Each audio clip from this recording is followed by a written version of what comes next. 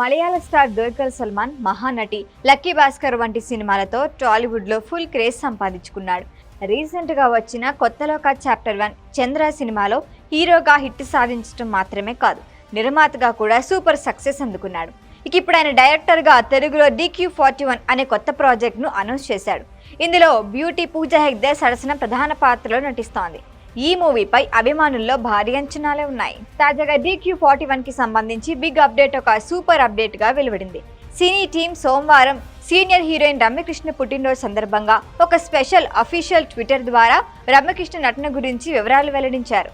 ట్విట్టర్లో పేర్కొన్న విధంగా తన నటనతో తరతరాలుగా సిల్వర్ స్క్రీన్ ని పాలించిన రమ్యకృష్ణ గారికి టీం DQ41 తరపున పుట్టినరోజు శుభాకాంక్షలు. ఈ అందమైన కథలో ఆమె కీలక పాత్ర పోషిస్తారని ప్రకటించడానికి చాలా సంతోషంగా ఉందని పేర్కొన్నారు. అయితే రమ్యకృష్ణ పాత్ర వివరాలపై ఇప్పటి వరకు సస్పెన్స్ కొనసాగుతోంది. త్వరలోనే సినిమా టీం మరిన్ని వివరాలను విడుదల చేయనుంది. అయితే ఈ సినిమాలో దుల్కర్ సల్మాన్ సరసన పూజా హెగ్డే నటిస్తున్నారు.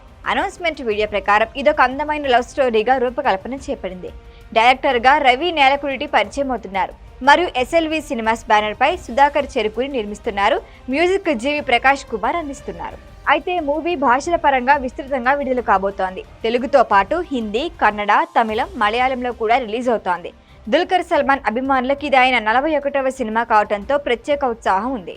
సినిమా గ్లోబల్ ఆడియన్స్ ని దృష్టిలో ఉంచి రూపొందించడం ద్వారా అన్ని భాషల ప్రేక్షకులకి కూడా సినిమా ఆకర్షణీయంగా ఉంటుంది. ఇలాంటి భారీ హిట్ దర్శకుడిగా పరిచయం అవటం, సీనియర్ స్టార్ హీరోలు ప్రముఖ హీరోయిన్తో సపోర్ట్ మరియు అనేక భాషలు రిలీజ్ చేసుకోవటం DQ41ను ప్రత్యేకంగా నిలుపుతోంది. రమ్యకృష్ణ పాత్ర, సస్పెన్స్ లవ్ స్టోరీ, ఫ్యాక్షనల్ ఎలిమెంట్స్ కలిపి సినిమా ప్రేక్షకుల్ని కొత్త అనుభూతికి తీసుకువెళ్లనుంది. అయితే DQ41 కోసం ప్రీ ప్రొడక్షన్ పనులు పూర్తి కావడంతో షూటింగ్ త్వరలోనే పూర్తి చేయబోతున్నారని, అభిమానులకు మరిన్ని అప్డేట్లు అందుతాయని టీజర్లు, ఫోటోషూట్ ద్వారా తెలియజేయబడుతోంది. ఈ వీడియో కనుక మీకు నచ్చినట్టయితే లైక్ చేయండి, షేర్ చేయండి, సబ్స్క్రైబ్ చేయండి. అలాగే పక్కనే ఉన్న బెల్ ఐకాన్ని క్లిక్ చేయండి.